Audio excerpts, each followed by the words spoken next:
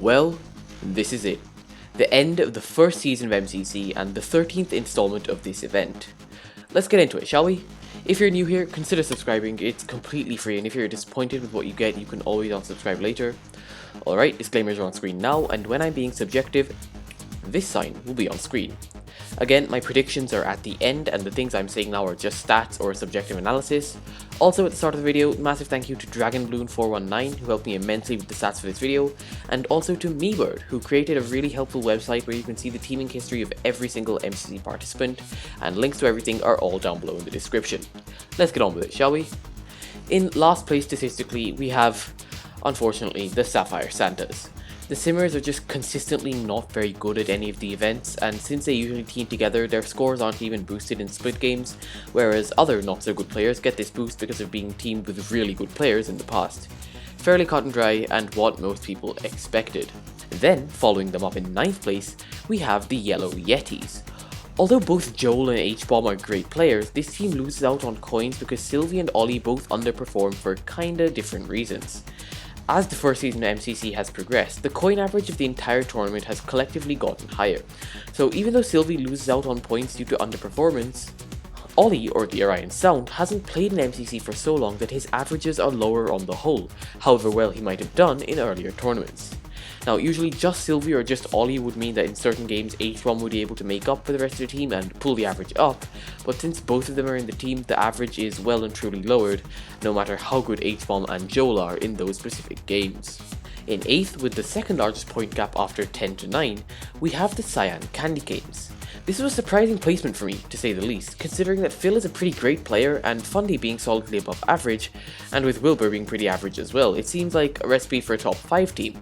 Unfortunately, with Quackity being pretty consistently below average and with Will and Fundy also underperforming in those games in which Quackity was an average in, this team just doesn't get the extra few points needed to get a high placement.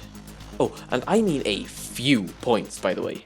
The coin gap between 1st and 9th is just around 60 coins, and 22 of those are in between 9th and 8th. Every event, Scott somehow manages to make the teams more and more insane, and yet more and more balanced, so mad props to him for that.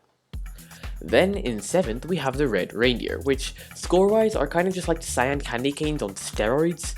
Quig and Mefs are some of the best players in the tournament, though the opposite is unfortunately true for Catherine and Lizzie. Again, I'm not hating on Catherine or Lizzie here, they're just both pretty consistently below average, with only a few exceptions in Lizzie's case, and it's those exceptions which allow the Reindeer to get the extra points needed to beat out the Candy Canes and get 7th place. In 6th, just one coin above 7th, we have the Emerald Elves. Tommy is the real star of this team with the highest score out of the team in most games, except for a few in which Callum or CPK beats him out. This team is fairly well rounded, though it falls flat in a few miscellaneous games like Bingo, Build Mart or Sands of Time, which aren't PvP or parkour games specifically. Tubbo is also very badly affected by averaging, because even though he did well in MCC 12 and retrieved his good averages in a few games, there are and were still a few games in which his averages are, to be very blunt here, trash, thanks to MCC's 10 and 11, and that also brings the team-wide average down quite a lot. We then take another 10-point lead from 6th to 5th, where we have the Teal Turkeys. Now I'm going to go on a limb here and say that the reason this team scores so low is because MCC 12 was both Pun's and Illumina's first event, which means that they both heavily underperformed in games like Hole in the Wall and Rocket's Belief. In addition to this, their averages for games like survival games and Ace Race, which they would probably excel in, as is evidenced by Illumina very quickly achieving what I'm fairly sure is the fastest time possible on the Ace Race practice map. Also, I'm not sure of whether this is actually the fastest time possible, but since none of the other contestants or any of the testers have beaten it, I'm willing to make that assumption. 4th place is the Underdog, a team which I've seen actually getting quite underrated, to be honest, the Purple Penguins. Even after MCC 9 and loads of hyping from HBomb and other contestants, people still seem to have some sort of natural bias against the Hermits when they're not looking at them objectively, even though False is easily top 15 players in the entire event and Grian is an absolute unit in Rocket Leaf. Pete is, well, the best player in the game, Pete, and carries the Hermits over the finish line in the games in which they underperform, like Battlebox, and Kara holds her own in most games also. The reason this team comes in 4th then is probably because of all the penguins underperforming in parkour tag in MCC 12. All of them except Pete got below average, and Pete himself only managed to scrape out an above average score, so again, underperformance all around. Then in 3rd, just missing out on Dodgebolt, we have the Mint Mistletoes. I'm gonna go outright and say here that this team will not get this high in the actual event. Carl has only played in one MCC with an absolutely cracked team, and Ludwig has never played before, which means that they both become event averages in a lot of events. In addition to this, in the very few games in which Carl is not an event average, he was carried hard by the Dream Team, in the one MCC in which he has played. All of these things mean that Ludwig and Carl get heavily overrated in the stats, and since they're teamed with Fruit and George, two really good players, this team managed to pull 3rd out of the bag. The Coral Carolers actually managed to snag 2nd, which I found surprising initially, but on further inspection it makes a lot of sense. Kratzy and Sapnap are among the best players in the tournament and are definitely in the top 10. Dan is fairly average, only underperforming in a few games, and Wisp went ham in MCC 12, his first MCC, and managed to do very well. The only thing that could probably prevent this team from doing as the stats say would be Dan not having a very good day, or Wisp pulling a Tubbo and having a really bad event for coins in general after a really good one in his debut MCC. And finally, in 1st, we have the Pink Presents. This team comes in 1st and it's not really a surprise. Dream is great as usual, but Captain Sparkles, Shovel and S Major are all really good players also. The captain seems to improve more and more every event, Shovel is actually a really good player despite what public opinion seems to be, and Scott is probably the most slept on player in the entire tournament. This team is crazy, and also a bit more interesting for subjective reasons. Speaking of which, let's get into the subjective analysis, shall we? Subjective section? More like subjective sign. On screen. Right now. Anyway, the subjective analysis. Let's get into it, shall we? And let's stay on the topic of the Pink Presents. Before we get into the actual analysis though, I just want to mention that this team is perfect for more than just balancing reasons. You see, it's become an ongoing pattern that one of Captain Sparkles' teammates wins the MCC after the one they team with him in, and in MCC 12 the captain teamed with Dream, Michael, McChill and Spifey. And Michael and Spifey aren't in MCC 13, and the captain is teamed with Dream, which means, according to the pattern, this season of MCC might end in an amazingly thematic finish with Jordan finally winning an MCC. And even the stats agree. Memes and captain curses aside though, the Pink Hearts will probably have amazing chemistry. Scott and Shelby have teamed before a lot and are good friends. The Captain and Dream team just lost MCC, so they're probably still fresh on the chemistry built up from that. And all in all, this is a great recipe for a team that'll do very well. Tapple also confirmed last MCC that Dream has done research, and I mean research, into games like Sands of Time, and he shares it with his teammates, so this is definitely a team to look out for. The next team we're going to be talking about is the Purple Penguins. False and Green have undeniable chemistry as always, but the kicker for this team is that Pete will almost certainly end up being the leader. Pete, who's played with both False and Kara before, and therefore will be able to coordinate and use the chemistry he has thanks to that much better. Pete, although he doesn't research as much for MCC, also tends to practice a fair amount and tends to give his teammates a big confidence boost thanks to his reputation in some games, with the Hole in the Wall 3-peat being a great example of this. Next up, let's talk Sapphire Santas. Not much to say here, the Simmers have exclusively teamed with each other for every single event and sign up as a team, so there's no question that after multiple tournaments with the same team, they've got a system figured out. The Simmers also seem to be practicing and playing MCC with much more strategy as of late, and if they can figure out how to really play to their strengths in games like survival games or Battlebox, they could use the notion that they're an underdog team to really shock the rest of the tournament and get a few really good placements. The Teal Turkeys are a fairly weak team chemistry-wise, compared to the rest of the tournament that is, simply because in the team only Illumina and Puns have teamed before. However, I don't see this really hindering the team as Puns does practice a lot, which could lead to some chemistry building team practices, and both Eret and Krinios tend to adapt well to new teammates as we've seen in previous MCCs. The last thing I can see maybe being a roadblock for this team is the lack of a clear leader. Although I'd say Puns or Krinios would take the lead for this team, the entire team is very competition and tournament geared skill wise, so without a clear leader in games like Build Mart, the team might not perform well. It's also interesting to note that in another scenario, I would call this team weak in bingo, but since the team has Illumina, this probably isn't the case, as he spends a lot of time working with crafts and gathering resources when speedrunning. Do I even need to do one of these segments for the Cyan Candy Canes? These guys will definitely get along swimmingly, with Wilbur and Phil playing kind of a double role with each other while leading. Phil definitely knows how to lead a team, but tends to be more quiet, whereas Will is much louder and much more assertive when he steps up, and since Will and Phil have such good chemistry, they will do really well, and this double leader strategy will probably end up being pretty effective at filling the role for leader. Okay, I'm sorry, I won't make puns again. I won't make puns again. Get it? Okay, I'll stop, I'm sorry. Let's talk Emerald Elves next. Chemistry probably won't be a problem for this team either, given that Tommy and Tubbo are good friends and both know Callum fairly well, and since Callum and Finn have also teamed before, chemistry really shouldn't be that much of a problem. Tommy has also been stepping up to the role of leader a lot more lately, which brings me up to my main point for this team.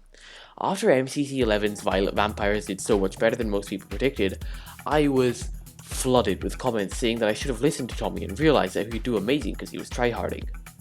The thing is, viewer, Tommy says that he's tryharding before nearly every single tournament. He said he was going to do it before the Pokemon tournament, for God's sakes. Just because he says he's tryharding doesn't mean he'll actually try hard in the actual event. It's just survivorship bias which makes it seem that way. The real way to tell that this team will do well will be to see whether Callum can convince Tommy and Tubbo to practice, and thereby get Tommy to actually try hard, and not just say that he's doing so. Next up, the Mint Mistletoes. I just want to say here that I don't expect for a second that this team will place high, though I'd be happy to be proven wrong. We all know that that's happened a lot before. Either way though, Ludwig, although he's been playing a bit of Minecraft as of late, will probably end up being similar in skill level to Pokemon, and Carl will also have a hard time keeping up with his previous event scores without the Dream Team carry. Fruit and George have never teamed before, but I'm fairly certain that they'll gel well, because George is used to having sweaty green competitive men on his team. Also, I think Fruit will actually end up leading this team. Although he's quieter in previous MCCs, he seems to be taking the lead and directing the team more and more as of late, so I'd be willing to bet he tries his best to lead this team well. The Yellow Yetis are a fairly close-knit team. Most of them are OGs on the Minecraft scene and thus know each other, which means that this team will probably do fairly well on chemistry. HBomb is also an amazing hype man and won't let confidence get his team down, which has been the case for some of the Yetis in the past.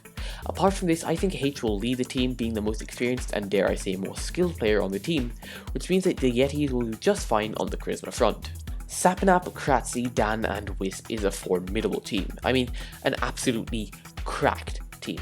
Although Sapnap and Wisp are new players to the tournament, the Sapnap Kratzy duo, or as they're called, I think Sapzy duo, is one of the most well-known and skilled duos in the event, and will also, I think, lead to a good double leader situation emerging, similar to the Cyan Candy Canes.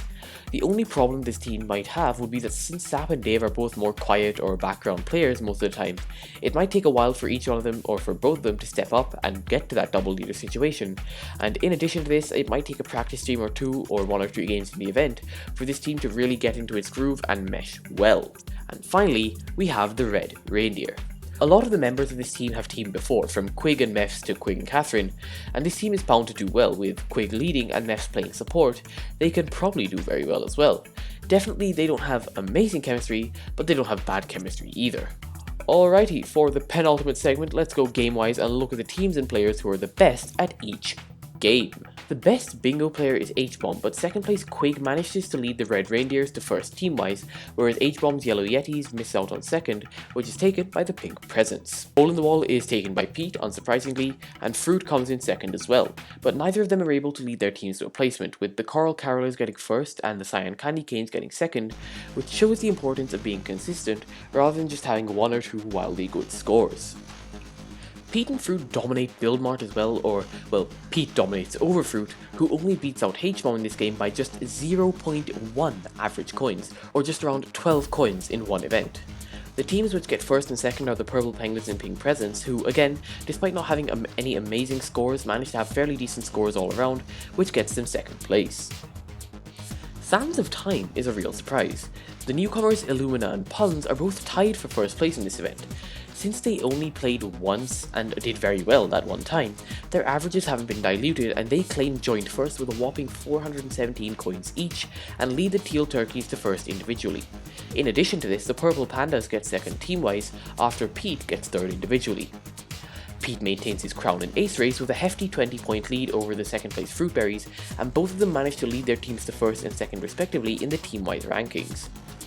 The speedrunners dominate to get to the other side, with Illumina claiming first and Dream getting second, and their teams do a switcheroo in team average placements, with the teal turkeys getting second and the pink presents getting first. Fruitberries rides high off MCC 9 and really just completely destroys the second place Sapnap to get first place in survival games by about 200 coins, and manages to lead the mint mistletoes and their averages all the way back to first place in the team-wise ranking, where they're followed by the purple pandas. Dream and Illumina are back at it again in Battlebox and are tied exactly for first with 405 coins each, and although Illumina manages to lead the teal turkeys to first team-wise, Dream falls behind and the coral carolers take second. Quig makes another appearance now in Rocket Sleeve, claiming first place, but he's closely followed by another newcomer to the leaderboards, Fundy. Fundy and team manage to get second for the Candy Canes, but first is ultimately claimed by the Purple Penguins. Then Dream and Quig absolutely just decimate the competition in Sky Battle, getting first and second respectively, but it just isn't enough for Quig to pull his team to the podium, so the Coral Carolers end up getting first, while Dream tails behind and gets the presents a solid second place. Finally, in Parkour Tag, Sapnap blazes ahead with a massive 40-point lead over the second place Puns, and manages to lead his team to second, where they're beaten out for first by the pink presents. And now, finally, what are my predictions for this MCC? Well, I'd say coins-wise, pink definitely comes first, followed by coral, teal, and purple in that order, though I think that pink also wins Dodgebolt, followed by teal, coral, and then purple again. If you enjoyed this video, consider one of these videos on screen now, and again, please do consider subscribing. We're super close to 30k and that sweet YouTube rank, so if you enjoyed even just 1 second of this video, then you have to subscribe. Believe me, I didn't make the rules, but those are the rules, I'm just telling you. Thank you to Avoz the Game YT, Clouded Dreams, Thunderball 101, and LeBron James for being Wizard tier channel members, and I just want to make a bit of an announcement here that I will be phasing out the shoutout part of channel memberships very soon, so if you are currently a member or planning to get a membership for that reason, please do keep it in mind. But that's all for now, you fellow MCC nerds. I will see you in the next video. See ya!